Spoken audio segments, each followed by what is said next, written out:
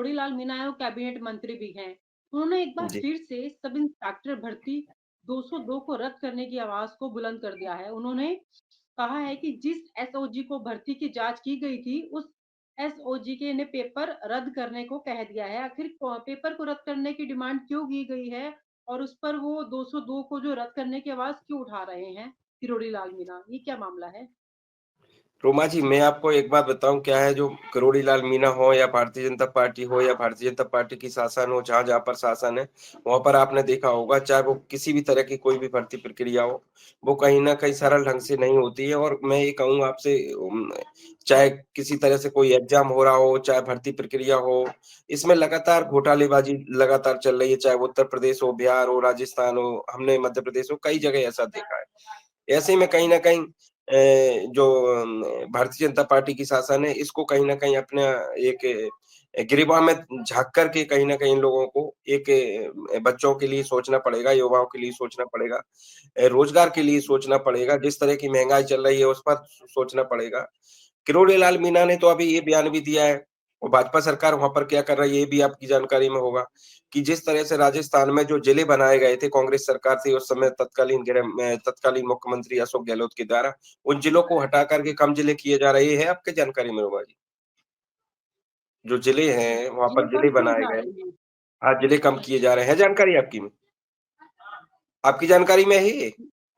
नहीं, हमारी जानकारी में नहीं है ये। हाँ, तो मैं ये बता रहा हूँ जिस तरह से देखिए क्या होता है जितने ज़्यादा जिले होंगे रोमा जी, उतना ज़्यादा कहीं न कहीं फ़ायदा है। जैसे मान के चलो क्या होता है जनता सीधा जुड़ती है, पास में उनका जिला केंद्र बन जाता है। इस तरह की चीज़ें जो रहती हैं तो उससे कहीं न कहीं आवाम को फ़ायदा होता है, जनता को फ़ायदा है।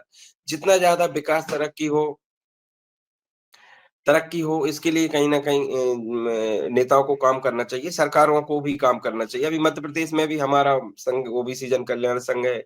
हम लोग भी मध्य प्रदेश में भी बड़ी तादाद में आवाज़ उठा रहे हैं जिसको लेकर कई सारी जगह जिले की माँग की जा रही है और उसमें कहीं न कहीं सर्वे प्रक्रिया भी चालू हो गई है। देखते हैं सरकार कब तक करती है या दिखावा करती है, हम लोगों को बता रही है कि हम लोग कर रहे हैं। तो ऐसे में चाहे वो राजस्थान की बात हो, राजस्थान में हम लगातार देख रहे हैं चाहे फिर कांग्रेस की बात हो, अशोक गहलोत जी की बात हो, अशोक गहलोत जी को हमने देखा है मैं बता रहा हूँ ना आपको, आपको पता है मैं सामाजिक सरोकार के माध्यम से हम लोग राजनैतिक हुँ, विश्लेषण भी करते हैं और समाज की आवाज़ उठाने का प्रयास करते हैं। देखा होगा आपने अशोक गहलोत हुँ। एक तरफ क्या है सचिन पायलट के नाम पे वहाँ पर सरकार बनी। इसके बाद गहलोत सरकार 5 साल चली, तो कहीं न कहीं नए लोगों को, अच्छे लोगों को, चाहे कांग्रेस हो, भाजपा हो, इसमें जो पुराने नेता लोग बैठे हैं, ये नहीं चाहते कि नए लोग आकर के किसी तरह से कुछ काम करें। आज सचिन पायलट जी ने कितनी मेहनत की वहाँ पर, गुर्जर समाज से बिल्कुल। आते हैं सचिन पायलट जी। उन्होंने मेहनत की वहाँ पर और सरकार को बनाया और इसके बाद में 5 साल गहलोत जी ने सरकार चलाई, तो ऐसे में कहीं न कहीं सोचना पड़ेगा। जी, रोमा जी। लेकिन इस समय जो राजस्थान की राजनीति है ना, वहाँ उथल-पुथल बहुत चल रही है। बड़े मंत्रियों का दिल्ली आना और दिल्ली में बैठ के मीटिंग करना और फिर मीटिंग से फिर वापसी राजस्थान पहुँचना। आखिर अगर इसके बारे में अगर आपको कुछ अंदाज़ा है राजस्थान की राजनीति के बारे में, तो आप हमें बता सकते हैं। इस समय चल क्या रहा है रोमा जी क्या है राजस्थान में? जी, रोमा जी, असल में बात क्या है कि जो भजन लाल शर्मा है, पहली बार विधायक बने, इनको मुख्यमंत्री बना दिया। हुँ, तो ऐसे में वहाँ पर हुँ। जितने भी सारे मंत्री लोग हैं, वो कई बार के विधायक हैं, कई बार सीनियर मंत्री भी रह चुके हैं, कैबिनेट मंत्री भी रह चुके हैं, चाहे वो किरोड़ीलाल मीणा से लेके कई सारे लोग हैं। ऐसे में भजन लाल शर्मा को ये लोग हज़म नहीं भजन लाल शर्मा है ना, भजन लाल शर्मा को ये लोग पचा नहीं पा रहे हैं क्योंकि चूँकि जूनियर आदमी अगर आप पे राज करता है, आज सीनियर विधायक, सीनियर कैबिनेट मंत्री लेवल के लोग रहे हैं जिनको क ये सेम कंडीशन मेरे को लगता है कि मध्य प्रदेश में भी है, क्योंकि आपने मध्य प्रदेश में भी बताया था ऐसा। जी, रोमा जी, जी, जी, जी, निश्चित तौर पे मैं आपकी बात से सहमत हूँ। मुझे लगता है कि हुँ। जनता के काम करने के लिए जो है भजनलाल शर्मा को वहाँ पर मुख्यमंत्री नहीं बनना था। वहाँ पर कोई ऐसे व्यक्ति को बनाते जो सीनियर होता जिससे कि कहीं न कहीं जनता को लाभ मिलता है।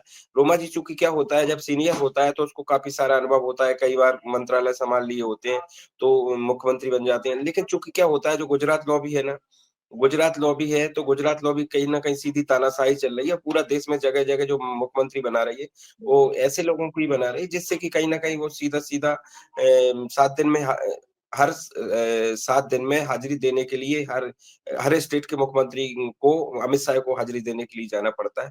और किस लिए हाज़िरी देना पड़ता है रोमा जी, ये आप और हम सब जानते हैं। ये कहीं न कहीं किसी से छुपा हुआ नहीं है, सीधी तानाशाही चल रही है।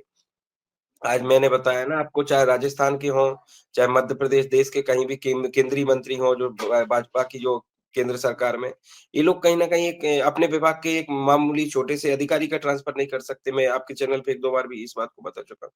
चूँकि क्या होता है कि पहले हमने देखा था जो यूपीए की सरकार होती थी, उस समय मंत्रियों को आप नाम से जानते थे, विभाग के नाम से भी जानते थे। रोमा जी, मैं आपसे भी पूछूँगा या आपके चैनल के माध्यम से जनता से भी पूछूँगा कि बताइए आप कौन से विभाग का कौन-सा मंत्री है? बताइए, आप बता देंगी या जनता बता देगी? क्यों? क्योंकि वो लोग मीडिया पे आते ही नहीं। उन लोगों को इतनी आज़ादी अमित शाह ने दे ही नहीं रखी कि आप किसी तरह से आज़ाद रहो। मीडिया पे जी, बातें नहीं है, पहले क्या होता था रोमा जी, जो जिस विभाग का मंत्री होता था केंद्र में, वो क्या करता था, प्रेस कॉन्फ्रेंस करता था, बाकायदा अपने विभाग के बारे में जानकारी देता था कि इतनी भर्ती है या इस तरह से हमने विकास किया। लेकिन आज के दौर में इतनी आज़ादी नहीं दे रखी है नरेंद्र मोदी और विशेष तौर से अमित शाह ने कि किसी तरह से आप प्रेस कॉन्फ्रेंस करो। चूँकि क्या है, एक मंत्री होते हैं तो इनको आज़ादी होना चाहिए रोमा जी।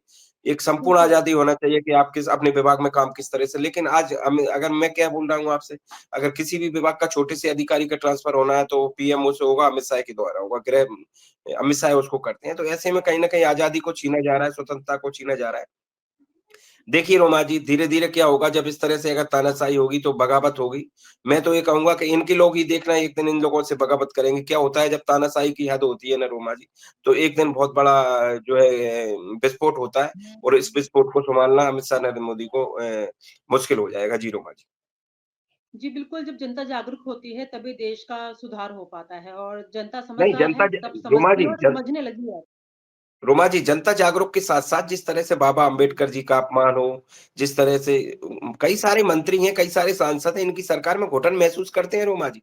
लेकिन धीरे-धीरे वो क्या करें, वो अपना क्या है, चूँकि उनको क्या व्यक्तिगत, मैंने आपको बताया ना, निजी और व्यक्तिगत हित को देखते हुए ये लोग करते हैं। कई सारे लोग हैं, आज मान लो जीतन राम मांझी हों या रामविलास पासवान जी के लड़के हों या मान लीजिए आप नीतीश कुमार हों या चंद्रबाबू नायडू हों, ये लोग सेकुलर राजनीति करते हैं, ये सेकुलर पार्टियाँ हैं। ये लोग अगर बाबा अम्बेडकर जी की बदौलत जो संविधान बना है, जिसकी वजह से आज ये छोटी-छोटी स्टेट लेवल की जो पार्टियाँ खड़ी हुई, अगर मान लीजिए कि मनुस्मृति होती और भारत का संविधान नहीं होता, तो ये लोग क्या पार्टी बना करके इस तरह से मुख्यमंत्री और अपने में सांसद विधायक बना लेते क्या? तो ऐसे में कहीं न कहीं अगर ये लोग अमित शाह के बयान पर चुप हैं, तो ऐसे में कहीं न कहीं लोगों को सोचना पड़ेगा। और मैं बता रहा हूँ आपको, धीरे-धीरे जो दबाव हटेगा और अमित शाह, नरेंद्र मोदी का धीरे-धीरे एक विस्फोट होगा और जिसके बाद कहीं न कहीं देश में एक बहुत बड़ा माहौल बनेगा, जिसके लिए कहीं न कहीं चाहे वो नेता हो, जनता को जागरूक होना बिल्कुल ज़रूरी है, मैं आपकी बात से सहमत हूँ। क्योंकि जब जनता जागरूक होगी और नेताओं से सवाल पूछेगी कि जो अम्बेडकर साहब ने अगर संविधान बनाया और संविधान के लिए आप अम्बेडकर साहब के फ़ेवर में नहीं आ सकते, तो फिर आप लोगों को हम वोट क्यों दें, रोमा जी? सबसे बड़ा सवाल है। जी, जी, बिल्कुल, जनता ही सत्ता लाती है और जनता ही उसमें बदलाव करती है। ये तो जी, जनता के ऊपर ही है, किसको लाना चाहती है, किसको आगे निकालना चाहती है। फिलहाल आज की चर्चा जी। में इतना ही, जुड़ने के लिए आपका बहुत-बहुत शुक्रिया। नमस्कार। और आप हमसे जुड़े रहने के लिए सब्सक्राइब करें YouTube पर, फॉलो करें Twitter पर और लाइक करें Facebook पर। और ज्यादा जानकारी के लिए आपको टाइप करना होगा सिर्फ न्यूज नशा।